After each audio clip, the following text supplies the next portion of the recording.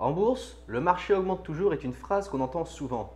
Mais est-ce réellement vrai? Aujourd'hui, nous allons voir si la bourse augmente vraiment toujours et si oui, comment est-ce possible? Le S&P 500 qui traque les performances des 500 plus grosses entreprises américaines cotées sur les marchés américains a augmenté de plus de 900% depuis 1990. Le DAX allemand et le marché hongkongais ont également apprécié de plus de 800% depuis 1990. En contraste, l'IBEX 35, le marché espagnol, est toujours plus bas qu'il ne l'était il y a plus de 20 ans. Le cours du CAC 40 français est également plus bas qu'il ne l'était il y a 20 ans et le Nikkei japonais vient tout juste de franchir son cours le plus haut depuis 1991, ce qui veut dire que le marché japonais est resté inférieur à son all-time high pendant près de 30 ans. Pour commencer donc, on ne peut pas dire que le marché augmente toujours. Par contre, on peut dire que certains marchés augmentent régulièrement depuis très longtemps. En général, lorsque les gens parlent du marché, ils parlent soit de la place boursière dans le pays auquel ils résident, ou alors ils font référence au S&P 500 qui est la place boursière de référence pour le monde entier. Et en effet, le S&P 500 et les marchés américains en général dominent la bourse mondiale. Pour vous donner une idée de la domination des marchés américains, le 31 décembre 2020, la capitalisation boursière du S&P 500 atteignait 32 000 milliards de dollars, alors que le PIB mondial, quant à lui, s'élevait à 83 000 milliards de dollars. Cela veut dire qu'à elle seule, la bourse américaine représente 38% du PIB mondial. Alors dans cette vidéo, lorsqu'on va parler de la bourse, nous faisons référence au S&P 500 américain et nous allons voir comment se fait-il que le S&P 500 américain augmente de façon continue depuis si longtemps et nous allons voir si c'est possible qu'à l'avenir, le S&P 500 continue de croître comme il l'a fait par le passé. Première chose à prendre en considération, c'est que la bourse reflète l'économie. En général, la bourse reflète les conditions économiques d'une économie. Si l'économie est en expansion, cela signifie que les entreprises réalisent des profits et plus les entreprises réalisent des profits, plus leurs actions deviennent attractives puisque ces entreprises ont donc la possibilité de payer des dividendes aux actionnaires. Plus les entreprises font croître leurs profits, plus elles peuvent payer de dividendes aux actionnaires et donc plus le prix de l'action devient attractif, ce qui attire les investisseurs et fait grimper le cours des actions. Si au contraire une économie entre en récession, cela signifie que les entreprises réaliseront potentiellement moins de profits à l'avenir, donc leurs actions deviennent moins attractives puisqu'il y aura moins de possibilités de dividendes et les investisseurs vont vendre ces actions, ce qui fera chuter le cours des actions, donc de la bourse au sens large. Cela est donc très intuitif à comprendre, plus le PIB augmente, plus l'économie est dynamique, plus les entreprises réalisent de profits, plus les actions des entreprises sont attractives car il y a possibilité de versement de dividendes et d'appréciation des prix des actifs. Et de ce point de vue, c'est vrai que le PIB mondial ne cesse de croître depuis la nuit des temps. Depuis l'an 2000, le PIB mondial a presque triplé, passant de 30 000 milliards de dollars à plus de 80 000 milliards de dollars. L'économie mondiale est en expansion et il en découle naturellement que les grosses entreprises mondiales capturent une partie de cette valeur et puisqu'elles sont cotées en bourse, cela fait grimper la bourse. Et naturellement, en tant que première puissance économique, les États-Unis captent la majorité de cette croissance économique mondiale. Bien que les USA ne représentent que 4% de la population mondiale, leur PIB représente presque 25% du PIB mondial. Et les entreprises américaines dominent les marchés mondiaux dans la plupart des grandes industries. Le S&P Broad Market Index traque les performances de 11 000 entreprises cotées sur plus de 50 places boursières de pays émergents et développés et couvre 99% de la capitalisation boursière de ces marchés financiers. Dans cet index, on remarque que les entreprises domiciliées aux États-Unis dominent les divers secteurs d'activité.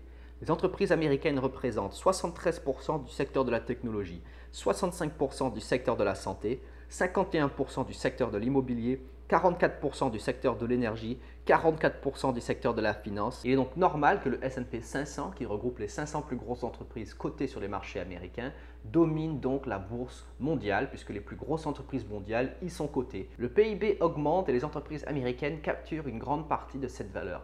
Très bien, mais comment expliquer l'augmentation continue du PIB mondial? Quels sont les facteurs qui génèrent de la croissance économique? Nous allons voir deux facteurs principaux, l'augmentation de la population et le progrès technique. Depuis 1950, la population mondiale a quasiment triplé, passant de 2,5 milliards d'habitants à 7 milliards d'habitants.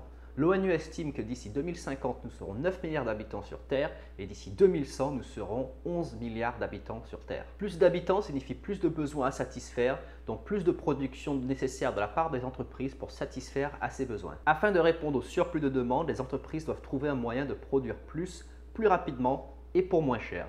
Et c'est à ce stade qu'intervient le progrès technique et l'innovation. Les entreprises et les gouvernements investissent en recherche et développement afin de trouver des meilleurs moyens de production pour produire plus vite et pour moins cher. C'est donc la technologie qui permet de révolutionner les procédés de production qui permettent de réaliser des économies d'échelle, de produire encore plus et d'améliorer la productivité, ce qui permet donc de produire plus en moins de temps. Nous en sommes aujourd'hui à la 4e révolution industrielle.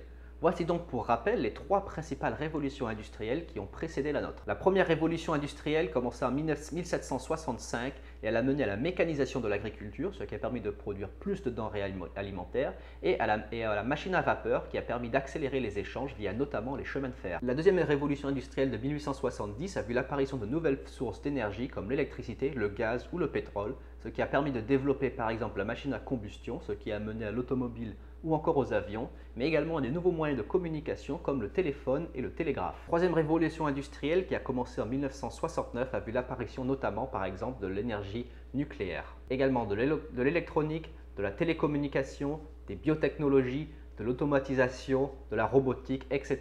Différentes formes d'innovation qui ont permis d'améliorer la productivité et de créer des nouvelles sources de richesse. Nous sommes donc maintenant, depuis le début des années 2000, dans la quatrième révolution industrielle, qui est la révolution d'Internet. Internet, comme vous le savez, qui permet de faciliter les échanges et d'améliorer la productivité via notamment les logiciels et l'automatisation des processus de production via les ordinateurs. À chaque révolution industrielle, l'économie se développe et devient plus sophistiquée, la productivité augmente et la création de richesses augmente, ce qui permet d'élever le niveau de vie des travailleurs des pays. Quand le niveau de vie augmente, les gens ont donc plus de pouvoir d'achat, ce qui leur permet d'étendre leur champ de consommation au-delà simplement des biens de première nécessité. C'est ainsi que les gens développent des loisirs et que toutes les industries des loisirs se développent et les gens ont du pouvoir d'achat discrétionnaire qui leur permet d'acheter des biens de consommation qui vont au-delà des biens de première nécessité. Par contre, les économistes ont remarqué que l'augmentation de la productivité a baissé depuis le début de cette quatrième révolution industrielle et que la productivité augmente moins vite que lors des révolutions industrielles précédentes.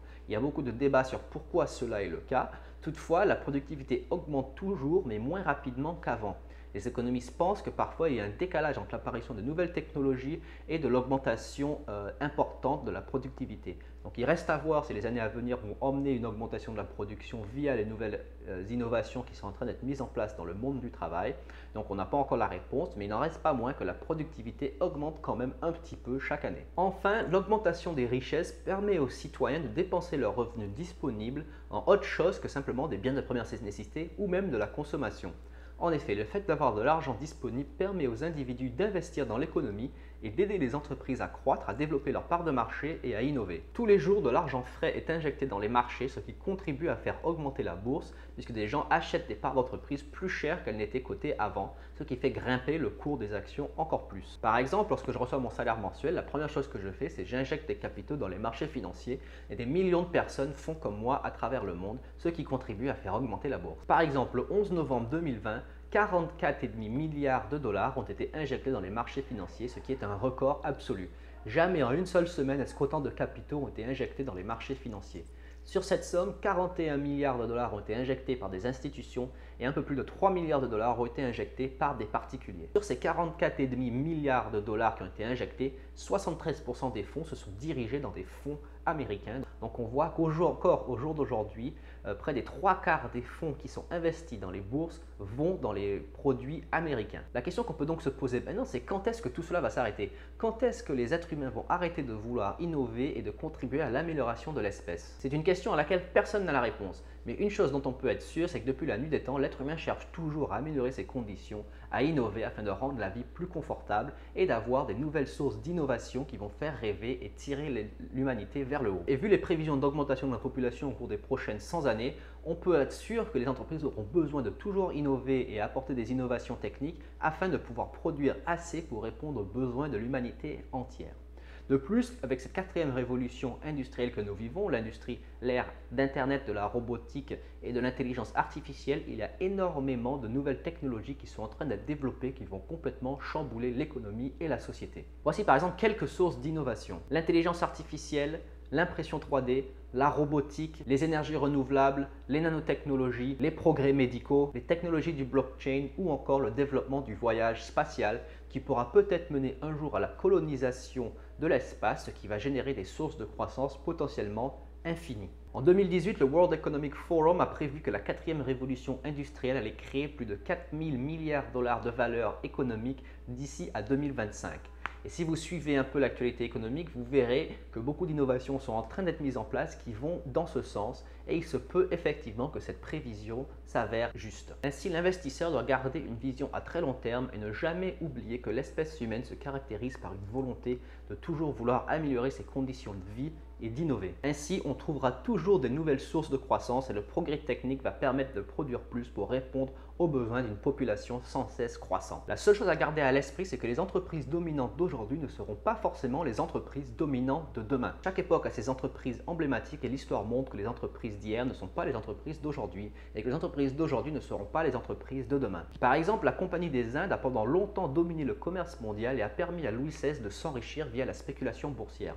Pourtant, aujourd'hui, la Compagnie des Indes n'est qu'un très lointain souvenir. Pour prendre un exemple plus contemporain, l'ex-PDG d'Amazon, Jeff Bezos, a déclaré qu'Amazon n'est pas éternel, Amazon un jour fera faillite et Amazon disparaîtra. Ce qui montre que même les plus gros chefs d'entreprise, des entreprises qui dominent actuellement l'économie, sont conscients que rien n'est éternel et que la vie est un cycle qui peut se chambouler et finalement il y a énormément de ruptures qui peuvent mener à la disparition des entreprises dominantes d'aujourd'hui et elles seront remplacées par les entreprises dominantes de demain. Ces incertitudes à long terme expliquent pourquoi il est souvent conseillé aux débutants d'investir dans des ETF plutôt que dans des actions individuelles. Il est très difficile de prédire l'avenir d'une société en particulier, mais par contre, lorsqu'on investit dans un ETF qui regroupe plusieurs centaines d'actions dans un même produit financier et que la société de gestion va s'occuper d'exclure les entreprises en déclin pour les remplacer par les entreprises émergentes qui vont devenir les entreprises dominantes de demain, vous n'avez strictement rien à faire et ne vous pouvez pas perdre sur le long terme si la bourse continue d'augmenter. Et on peut prédire, vu les éléments qu'on a présentés dans cette vidéo, que la bourse américaine continuera d'augmenter dans le futur. Alors, certaines personnes vont demander, est-ce que l'émergence de la Chine met en péril la domination des marchés américains? Si on prend une vision à très long terme de 100 ou 150 ans, il se peut effectivement qu'un jour les places boursières chinoises devanceront les places boursières américaines. D'ailleurs, en ce moment, le gouvernement chinois investit énormément d'argent pour rendre ces places boursières très attractives et incite les compagnies chinoises à se lister sur les marchés chinois plutôt que sur les marchés américains. Par contre, on va nuancer ce propos en rappelant certains points. Premièrement, beaucoup d'investisseurs craignent d'investir en Chine parce qu'ils ont peur que le gouvernement chinois puisse à n'importe quel moment confisquer leurs avoirs. Au contraire, aux États-Unis, la propriété privée est sacralisée et la liberté des capitaux est totale, ce qui veut dire que le gouvernement américain ne pourra pas confisquer vos avoirs, même s'il le voulait vraiment. C'est donc pourquoi les États-Unis resteront devant la Chine en termes d'attractivité de place financière tant qu'ils garderont la sacralisation de la propriété privée et la liberté du mouvement des capitaux.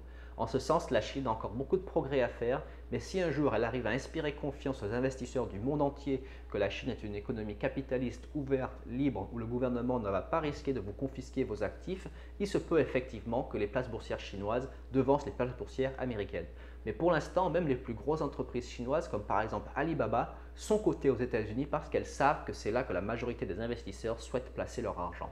Donc sur le court terme, et je pense que pendant encore quelques décennies, les États-Unis vont garder la main mise sur la domination des marchés financiers mondiaux. Voilà pour la vidéo d'aujourd'hui, j'espère que ça vous a permis d'en savoir un peu plus sur pourquoi est-ce que la bourse augmente. Je n'ai pas souhaité faire cette vidéo trop longue, j'ai voulu la garder assez courte pour aller à l'essentiel. Donc pour résumer, qu'est-ce qui fait augmenter la bourse? C'est l'augmentation du PIB mondial et le PIB mondial augmente parce qu'il y a toujours de plus en plus de personnes sur Terre qui ont besoin d'avoir des besoins satisfaits, ce qui implique que les entreprises ont besoin de produire plus rapidement et pour moins cher, ce qui fait qu'elles investissent en innovation pour développer des moyens d'augmenter la productivité et d'accroître la quantité produite. Ainsi, les entreprises arrivent à vendre plus, réaliser plus de profits, ce qui rend les actions plus attractives et ce qui attire les investisseurs. Merci d'avoir regardé cette vidéo. Laissez un pouce bleu en dessous de la vidéo si vous l'avez apprécié afin de soutenir la chaîne. Laissez un commentaire pour me faire part de vos observations sur cette problématique, de comment expliquer que la bourse augmente. Et enfin, abonnez-vous afin d'être notifié des futures publications. Merci encore d'avoir regardé cette vidéo et à bientôt.